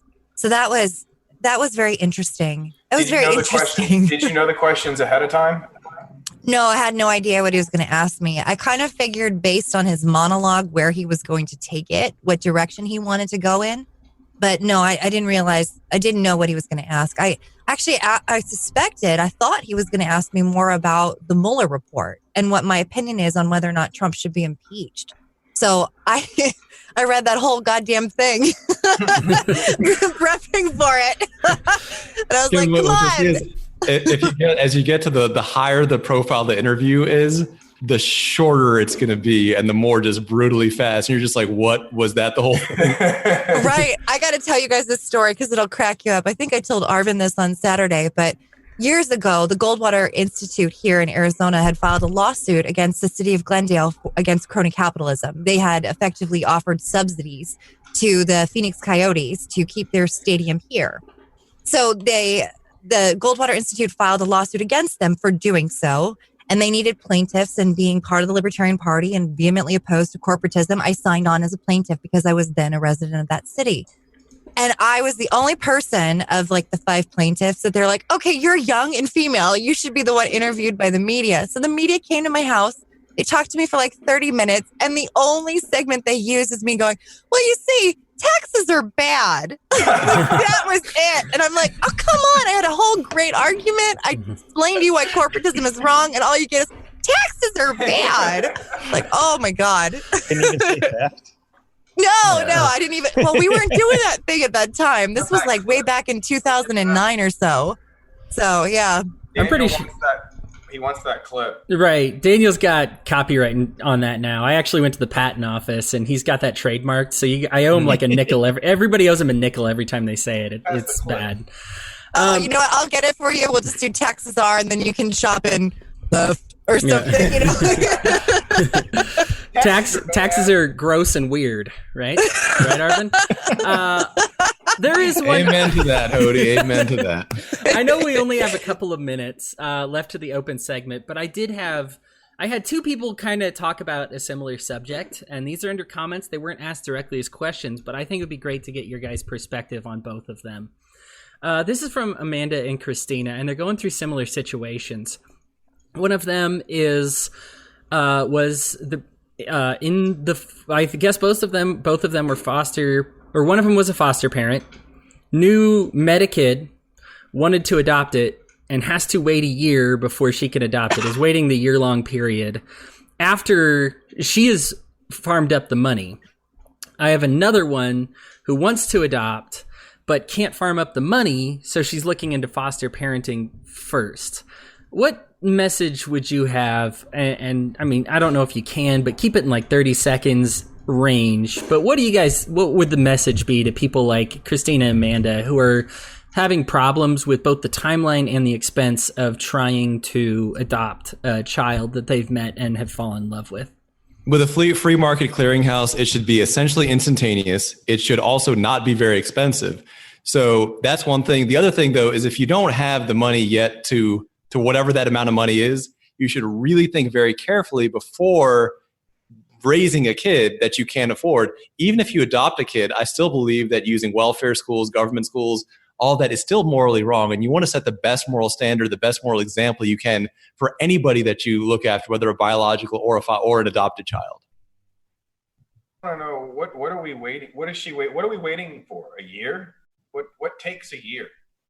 Bureaucracy, honey. That's what it is. It's just nonsense.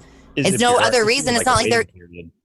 Well, there's partially a waiting period, but the other aspect is strictly just bureaucracy. Like it's just. The state CPS practices require the child to be in the state's care for 12 or 15 out of the last 22 months. At least here in Indiana, the statute has moved down to 12 months before the state can terminate the parent's rights. So what I would say to these two young ladies is this. Do not get yourself involved in the human trafficking of somebody else's kidnapped child. Make sure that the child that you are going to be considering adopting did not come through CPS.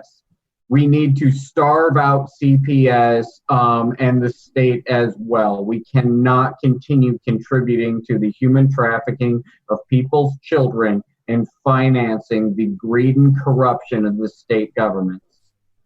That's a good plan, but is that realistic to believe that?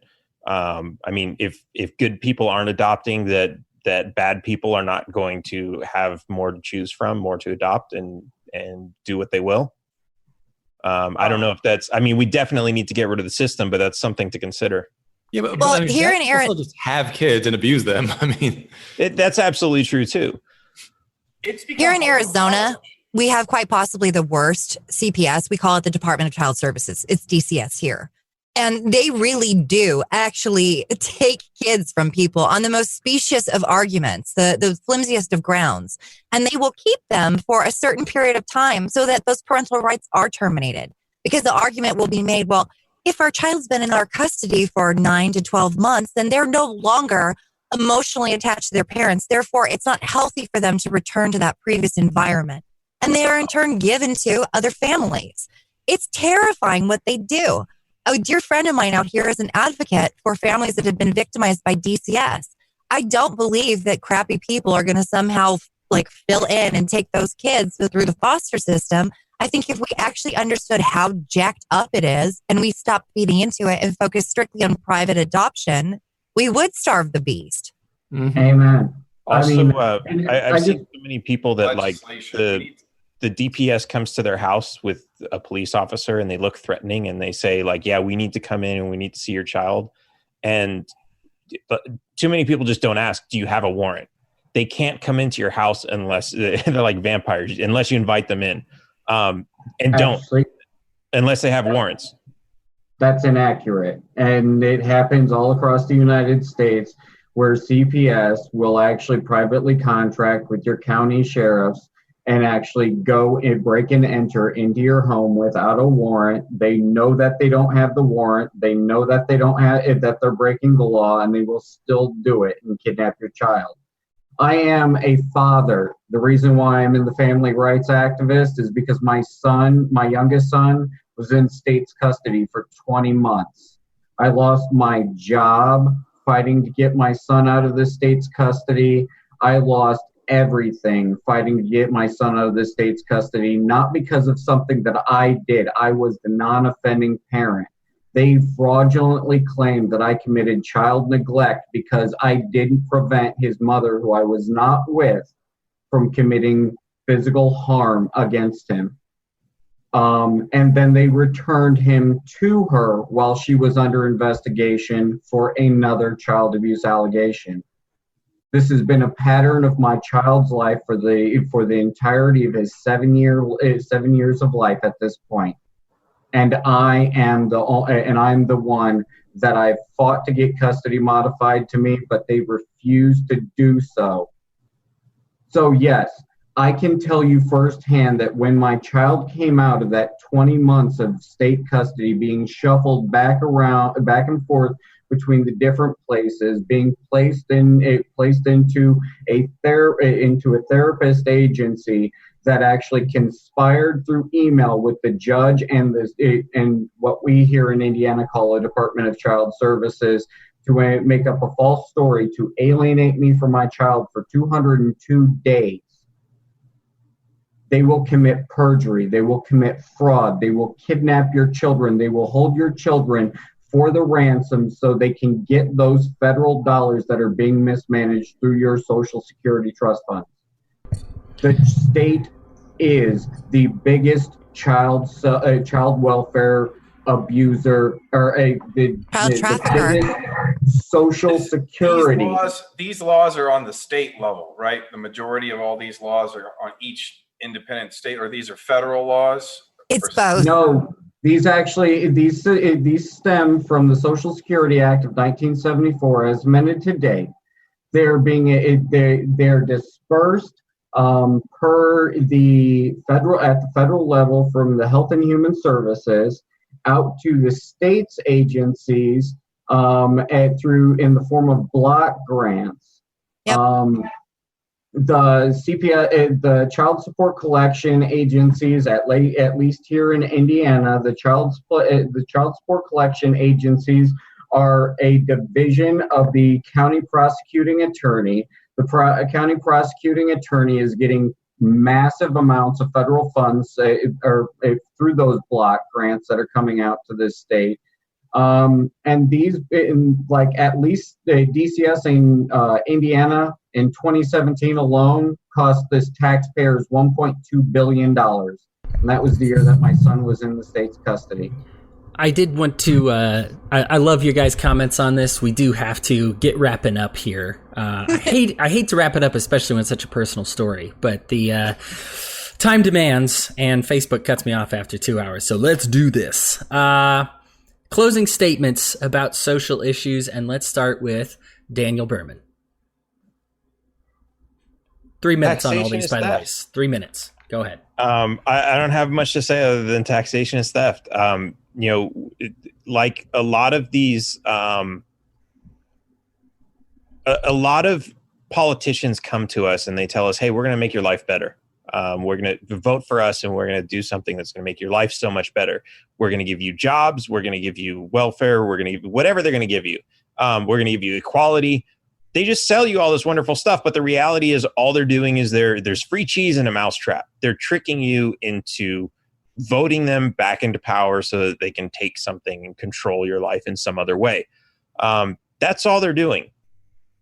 We need to recognize this, because the more once we start to wake up to this and we stop falling for their tricks, they're going to have less control over us. So whether it's social programs, whether it's social engineering, whether it's them deciding who gets to live and who gets to die, there are some people who support abortion, not because they think like, oh, it's going to help people, but because they want people of other races to start disappearing. There are people who think like that, and it might not be a majority of people in government, but there are people who think like that, and that's really important to consider.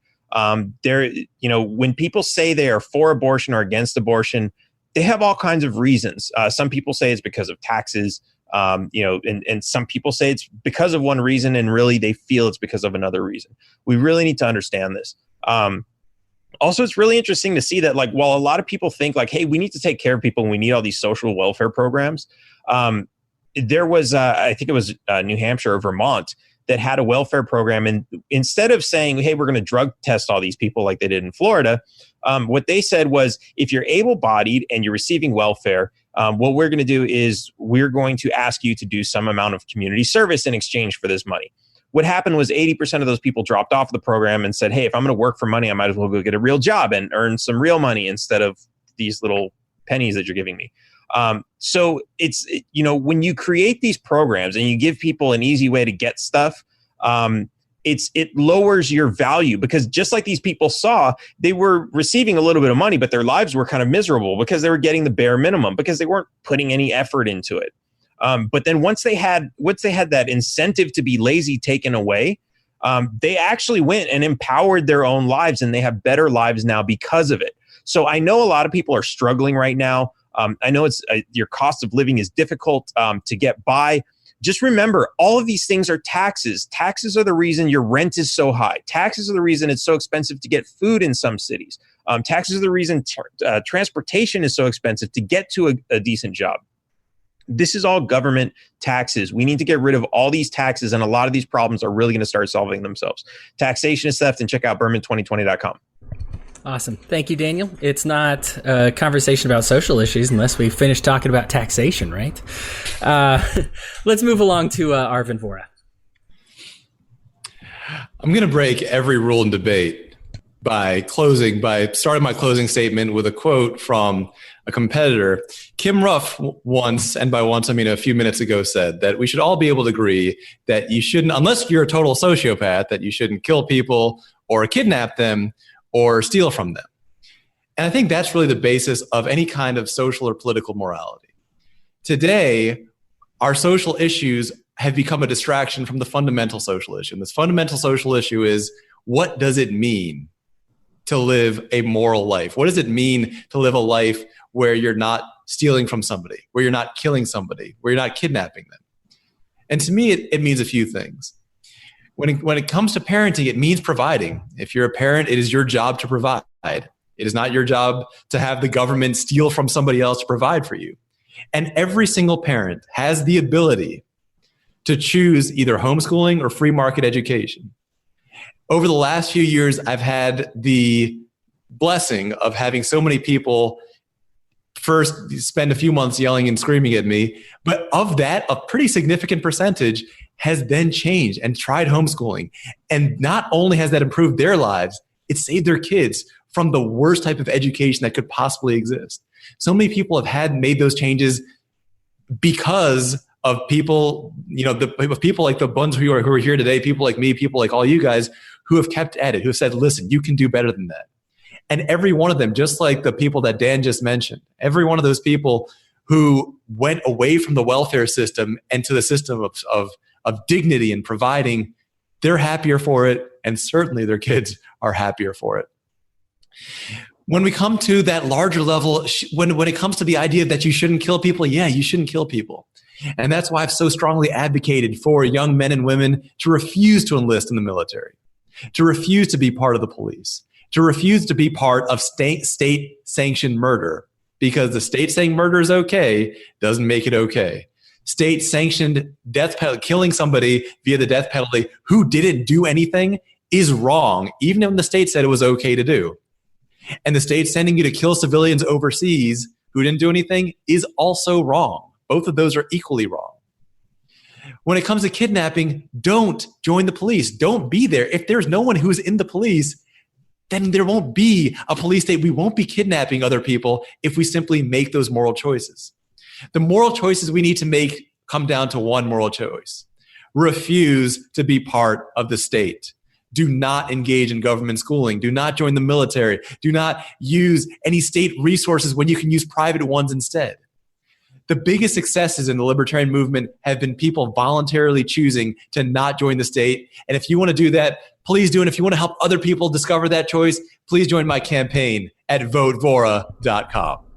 Awesome. Thank you so much, Arvin. 3 minutes. Kim Ruff, your turn. Oh, now I feel obligated to quote Arvin. You've already done that enough times. You're fine. No, actually, I will. And because it does dovetail into a very important point. One of the biggest things that Arvin obviously focuses on is eliminating the welfare state, particularly with respect to public education. And the reason why that is so incredibly critical is because it is the place where our young children are indoctrinated into this mindset that government is the cure for all that ails us. When we first set out to have this debate, I thought to myself, like, what the heck are we going to say? It's going to take us all of maybe 10 minutes tops, because one of us is going to lead and say exactly what's true, and all the balance of us are going to say ditto. I thought it would be very, very short, but instead it becomes more complex, because as we start to discuss these social issues, we look at the human element, and we look at how humans are currently responding to these events using government, and why they are indeed using government. And it all comes back to the fact that we are involved in public education, and it is telling us every single day that this is the way it is, that government is a cure for all that ails us, even when government is the very thing that ails us. This is the great lie that our entire society is built upon. And in the process of perpetuating this lie, we cause the greatest amount of harm on other people. And that is what's at the core of this. people, individuals, human beings with lives, with souls, with needs, wants, and desires all their own. And we penalize them because we look to government to make a one-size-fits-all statement, to be the panacea for unique individuals who cannot be lumped into one.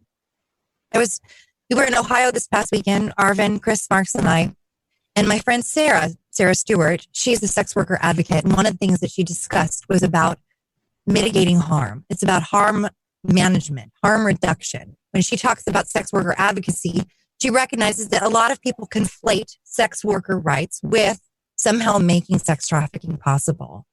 But that's not really true, and the statistics don't bear out. And the fact of the matter is because we find it morally reprehensible as this puritanical society, or because we don't totally understand all the nuances of sex work, we penalize. And an entire group of people is treated like common criminals, penalized and harmed. They're put in prison.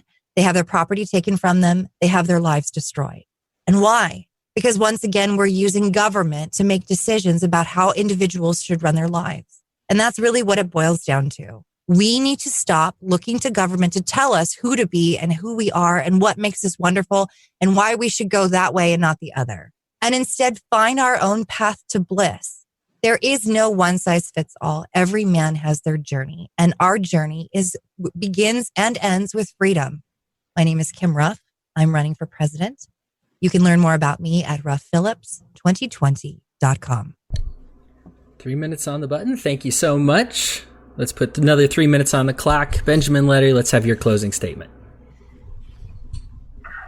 Yeah, this one was more interesting than I thought it was going to be. It was fun as always. I guess I'm going to take the time to say some things. As far as like I'm concerned, we can talk about social issues and economic issues and all these issues, but until we get some libertarians in local office and developing that reputation in the community, that people in those communities can see that these are more than just principles and platitudes, that government really has led us down a really bad path. Pretty much everything we talked about tonight was just a result of government being over-involved in something that it shouldn't be. And what a waste of time, because you know that those people are all robbing us blind while we're sitting here arguing about this, and that they don't care about any of this stuff. And it's all just a scam to get votes from people. So that's why I ask people to back your local libertarian candidates and start running for libertarian, running for office, local, city, council, create sanctuary cities, sanctuary counties, start fending off this intrusion into our lives. I heard about people are calling for all kinds of sanctuaries against surveillance, sanctuaries to respect gun rights, the sanctuaries on immigration, even shroom sanctuaries. There's a couple of cities where they declared themselves sanctuaries for that. This is where I think that the fight is going to happen. And to my other candidates here, I want to do something different that I've never seen done before. And I want us to start creating a conversation right now about who are the people. We don't need just a mere presidential candidate. We need an entire administration. We need to start figuring out who these secretaries, cabinet members, and all these people are on the day that one of us was to happen to take office. We need to have all those people ready to go right now, and already a consensus developed that these are the kind of people that we're looking for. These are the kind of qualifications that we're looking for. These are the type of character that we're looking for. So I'm sure we can all work on that. My website's benletter.com. It was great. Be sure to check all these people's websites out too, and keep backing your local candidates. Awesome. Thanks, Ben. Let's get the closing of the closing statements from Christopher Marks. Sure, you can trust the government. Ask an American Indian. Hi, Christopher Marks of the Indiana Miami people, the indigenous the indigenous people that were originally in what is now known as state of Indiana. As you've heard here today, I think that there is clear and convincing evidence in support of the leading organized crime syndicate is your very own governing body. And you need to take a look at them and find out who exactly needs to be thrown in jail. Now, while we also unilaterally agree that the non-aggression principle is a very firm belief within the Libertarian Party, there is some debate as far as to what kind of leniencies we need to offer to public officials that are exhibiting certain narcissistic and sociopathic personality character traits. So, if you'd like to learn more about me, you can find me on Facebook. It's Christopher Marks President 2020. I will be starting up a website I'm currently developing, and I am always looking for individuals to come join the Marks for 2020 administration, because I already know within this fine panel a couple of people that I'd like to see sit within that administration already. Thank you. Thank you so much, guys. I really appreciate all your comments and your thoughts on this one. I know social issues, it may not seem as pressing as the economic issues or even as fun to talk about sometimes, but they impact a great deal of people, and they're a great evangelistic tool to reach out with people to prove that you are a human being and not a libertarian robot. And so I just wanted to thank you guys for your comments on that. And again, for making time for this entire thing. We are going to skip a week. In 2 weeks, I will be camping. So ordinarily we go every other week, but our next one will be on the 27th. Join us in the same place. We're Libertarians Podcast. We're going to be talking on criminal justice on June 27th.